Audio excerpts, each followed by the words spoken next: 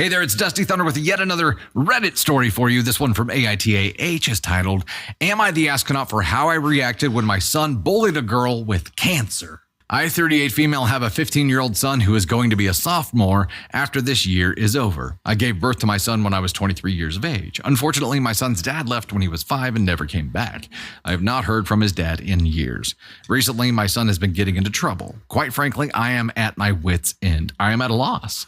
My son made new friends that have been nothing but trouble. On May 9th, my son bullied a girl who lost her hair. She is going through chemo. The girl was sitting in her seat and my son decided to rip her scarf off. He and his friends said very mean things to her. The poor girl was already getting bullied and my son exacerbated it.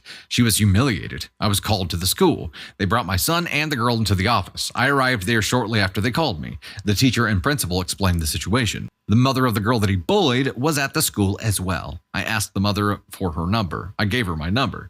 I told her that if she needed anything to not hesitate to ask. My son was given 2 days of ISS for bullying.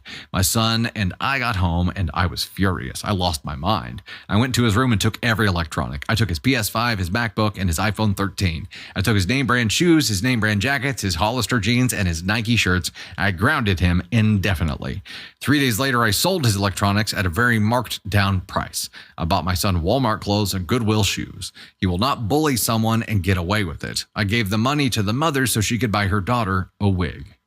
The only things my son has in his room are his bed, drawers, mirror, and a shelf of books. I even confiscated his art supplies. My son is not allowed to leave the house at all during the summer. He is not allowed to hang out with his friends either. He is never allowed to speak to them again. My family on my mother's side is not talking to me because of this. I know that it's been 2 weeks. I just feel like there was a possibility that I was too harsh. Am I the astronaut? Dizam. I think it's warranted. But I think what you did is warranted. However, I think this is a prison sentence, right? This is a punishment. There has to also be some kind of improvement from this, right? There has to be some kind of how are you going to get him to see how wrong it was what he did and understand how wrong it was and understand that his life choices to get to this point, or the life choices were to land him where he's currently at, how they're wrong. And maybe it's a pain creates change thing, and this is the ultimate pain. And yeah, I agree. Do whatever you need to do there to create that, because this is just horrible. When your kid is doing ask on one behavior, do what you need to do to take corrective action for that. I'm just wondering if there's if this is enough. Not that it's not worthy of the crime, but that it's not enough to change him. What else could be done in this situation to show a kid, help them understand how bad it was? I don't know. Okay, so yeah, there's a lot of make him shave his head comments in there. I think there's probably a point where you would get into you would get into what could be considered some kind of abuse. You could take this to that point for sure. Definitely want to stay away from that 100%.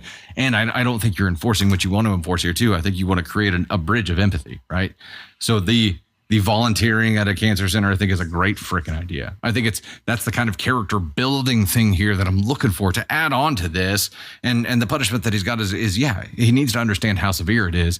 I think offering a rope with that so he can prove himself worthy to climb out of this prison sentence is important. I think there's got to be some kind of here's a chance. This is a pivotal moment for a young man, right? And I've had to have a conversation with a kid before who had some terrible things to say to one of our daughters. And I said, look, you get to wake up every day and choose what kind of man you're going to be. You get to wake up every damn day and choose who you're going to be today. And you do that by every time you make a decision, making the decision that takes you closer to being that man. That's it. Every moment you're going to be faced with a decision. Choose the one that takes you in the direction you want to go. What you said the very first thing in the morning, that was the man you wanted to be today. Just decide at every turn to be him, and you will end up getting closer to there. And that's the same kind of thing I think this kid needs to learn, but he's got to learn that by doing, right? You don't just tell somebody that and they're like, okay, and then they make all the right decisions. I think you give them a little bit at a time to learn and to build upon here. And that is the part of this that I was looking for, because otherwise it feels just like a prison sentence. And I think that's tough. I think the chances of that sticking and that actually leading to an improved life for your child are limited.